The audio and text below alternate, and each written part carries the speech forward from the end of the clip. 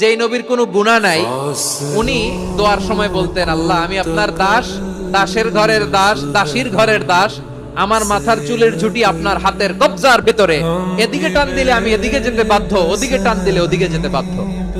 যেই নবীর কোনো গুনাহ নাই নামাজে দাঁড়িয়ে থাকতে থাকতে পা ফুলায় ফেলতেন। যেই নবী নিষ্পাপ, কোনো গুনাহ নাই, কাঁদতে কাঁদতে দাড়ি ভিজায় ফেলতেন, জামা ভিজায় ফেলতেন, সিজদায় পড়ে জমিন ভিজায় ফেলতেন। পড়েন সুবহানাল্লাহ।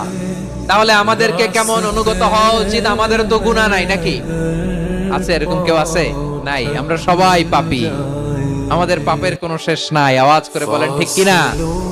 তাহলে আসুন আমরা বিশ্ব নবীর মতো অনুগত হই, অনুগত হয়ে আল্লাহর কাছে চাই। এই যে আল কানিতিনা ওয়াল কানিতাতি, মানে অনুগত বান্দা এবং বান্দি। আমরা দোয়ায়ে কুনুত পড়ি না? কুনুত বিতরের নামাজে কি দোয়া পড়ি? দোয়ায়ে কুনুত। এই কুনুত থেকে ওয়াল কানিতিনা ওয়াল কানিতাত তাফসীর বুঝে নেন। কুনুত থেকে কানিতিনা ওয়াল কানিতাত। তাহলে দোয়ায়ে কুনুত হচ্ছে বিনীত হয়ে অনুগত হয়ে আল্লাহর কাছে চাওয়া। আমরা তখন দাঁড়িয়ে বলি, আল্লাহুম্মা ইয়্যাকা না'বুদু ওয়া লাকা নুসাল্লি ওয়া নাসজুদ ওয়া ইলাইকা নাসআ ওয়া নাহফিদ নারজু রাহমাতাকা ওয়া নাখশা আযাবাকা ইন্না আযাবাকাল জিদ্দা বিল কুফফারি মুলহিক। আল্লাহ